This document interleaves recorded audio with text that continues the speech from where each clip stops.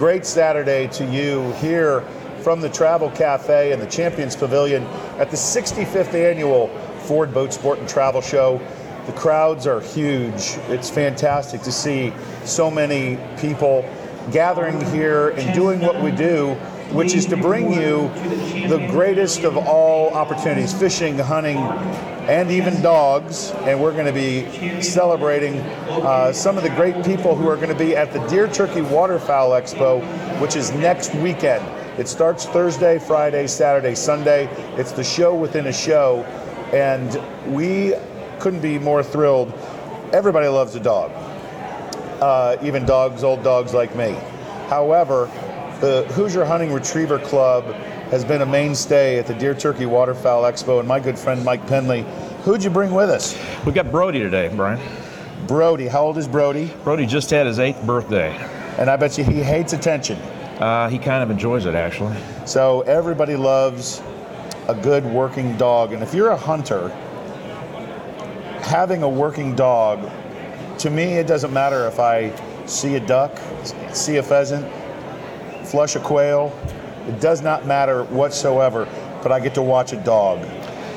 Especially as you get older, Brian, you get tired of chasing birds. But they're our greatest conservation tool, and it's a lot of fun. They're a lot of company, and who doesn't like animals, by the way? So you're going to be at the Deer Turkey Waterfowl Expo, and you're part of an organization. Tell us about that organization. Hardest explanation in the world, but it's called the Hoosier Hunting Retriever Club, and basically it's a group of men and women who get together to train retrievers, hunting retrievers, and that's basically what we do. So we expect you here in the very short time that we have to tell us exactly how you train a lab from a puppy. What's the secret sauce? Actually, consistency and repetition, and about 2 years of time. So if we've got that long, we're going to be in pretty good shape. All right, this interview's over. You told me you were going to be able to tell us in less than 10 minutes. People think that if you lock them in a closet and drag them out every 2 years that's going to go really well, but it doesn't. But it all starts with being a puppy. Yeah, it all starts with a puppy. I mean, you can get a dog or rescue a dog, but how do you pick a puppy? Besides the fact they all look so darn cute. Yeah, cute. There is a cute factor, by the way, but basically speaking, what we want to do is we want to pick a puppy like we'd pick a child if we wanted that child to be a professional basketball player. We're going to pick a puppy from hunting lineage. We want the mom and dad and the grandparents to have hunted and have some things called titles, which we could talk about later. Is that important? Titles, they are to me because it shows me in a snapshot what the lineage was capable of doing. So, and then also it's very important to get health clearances. There's some really nasty maladies in the Labrador world, which is what I'm familiar with, and we want them free from those maladies. So once you've picked out great parents and you know a litter's on the way, then you can deal with color and sex later, and then as soon as you get them at 8 weeks old, you start with a sit, stay, come, heel, lay down, and kennel, those big 6 that you've heard me say over and over and over, and then it just progresses from that point. I've ruined more retrievers. The best laid plans. I've bought the dogs with the titles. I've had the dumb ones I bought at a flea market. Yeah. I ruin them because I'm probably not consistent, and I probably didn't give it enough time. Yeah. And they turn out to be the greatest pets you've ever had, but they're not necessarily the greatest working dogs. Well, that's where an organization like ours comes to play. We're a not-for-profit club, but people come to us, like you mentioned, and they don't know anything about training retrievers, and they have a desire to learn, and that's where we come in. We teach you basically how to train a retriever. So the concept of buying a dog and starting it, what does that mean? You can send it away to professional trainers? Yes, there's 2 ways really to train a dog. You seek professional advice or you do it yourself. Even if you seek a professional, at some point in time you're going to get the dog back, and then you're going to need to know what to do. So we come into play in either one of those 2 instances. So what does it mean to start a dog? To start a dog basically means that those big 6 commands that I talked about, the foundation of obedience, everything revolves from that point. And then we're going to teach that dog a very structured way to retrieve. We don't want them running out in the field and just stumbling upon a bird. We want them progressing to the area of a fall, bringing that bird straight back to us. You know, the other thing when you have a working dog is you got to be an amateur vet. You know, they get into places, they tear up their paws, they get something stuck in their eye. It happens all the time. And, you know, it kills me when they are like that, but they're truly a working animal, just like you or me out in the field.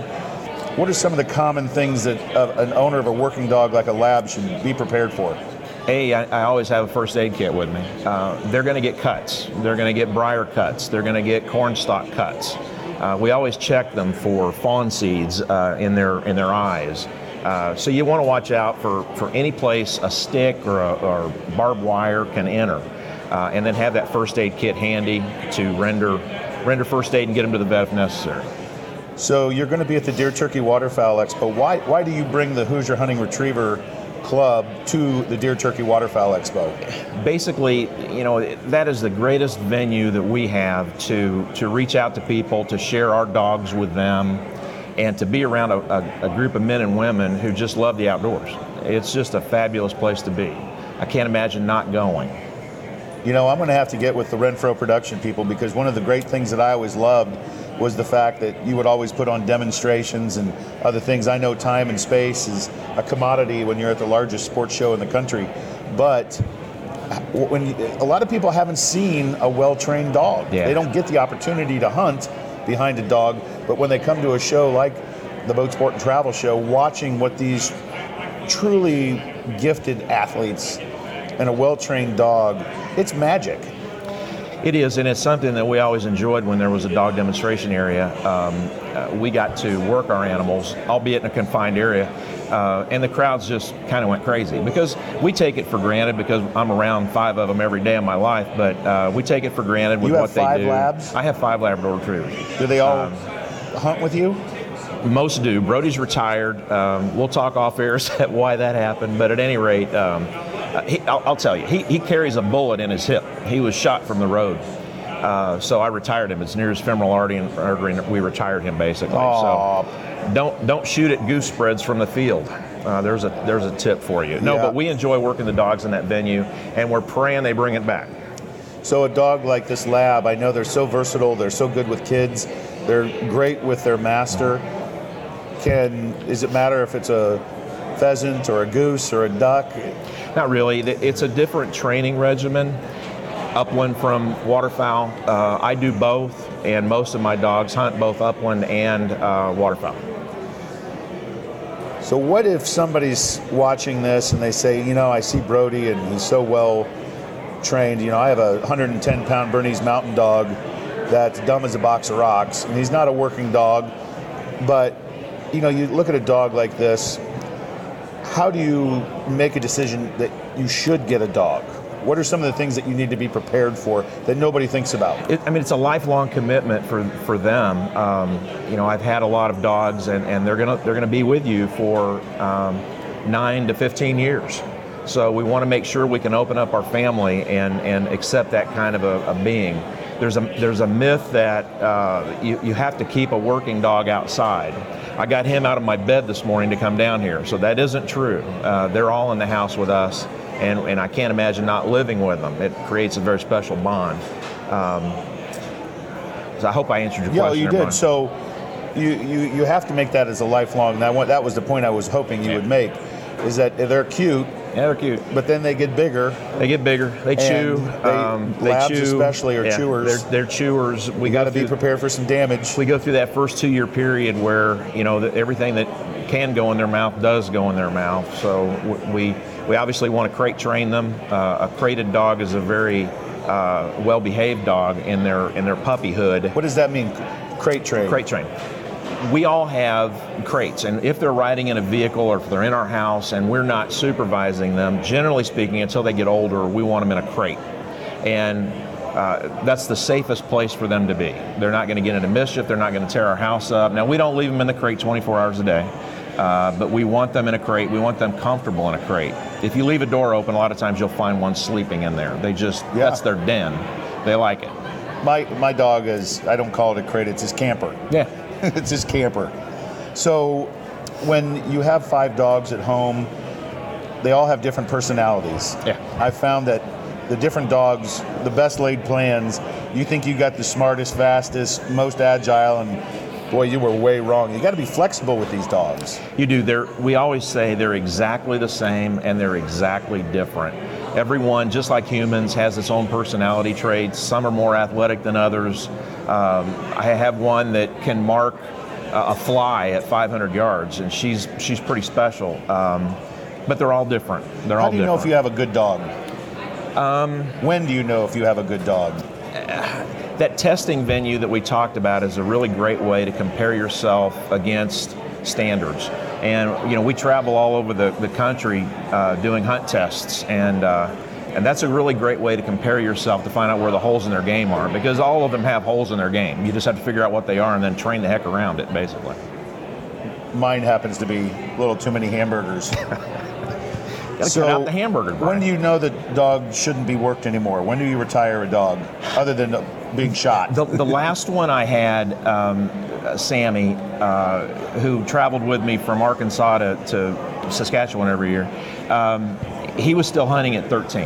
And even though his mind still said it was time to go, I didn't want to get him in a situation where he was going to put himself in danger. Yeah. So at 13, I elected to pull the plug. And I didn't have a very happy dog after that, by the way, for the next year and a half. It's funny how they cop an attitude, isn't it? He christened the dining room every time he watched me drive by. So, Mike, what haven't I asked you about the Hoosier Hunting Retriever Club or labs or the decision to get a puppy? What type of a retriever? Because we've talked about labs, but there are different types of retrievers. In the club, we've got golden retrievers, we've got Nova Scotia Dutch Holing retrievers, we've got flat coats, we've got Chesapeake Bay retrievers, and I've left out several. But every retrieving breed known, I think we have. But we welcome them all. We're gun dog fans. So, but if you have a dog and you're interested in learning how to train a retriever, a hunting dog, it's a good place to start. Most people don't have a clue when they come to us, and that's okay. That's okay. What haven't I asked you that you would like someone to know about the club, about a dog? Because it's a not-for-profit, it's very expensive to maintain a club like ours. Everything from websites to insurance to equipment.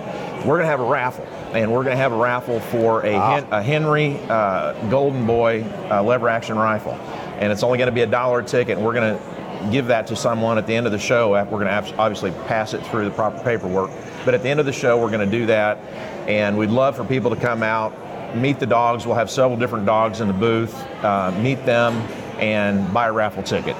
You brought up a very good point, and that's the beautiful thing about this type of a show, especially the Deer Turkey Waterfowl Expo, where you've got clubs, you've got associations, you've got like-minded canoe clubs, hiking clubs. They take a lot of effort, not just people power, but money. So being able to support them, whether or not you've got a hunting retrieving dog or not. And it's really important, and I think people kind of overlook that fact, so I'm glad you brought that up.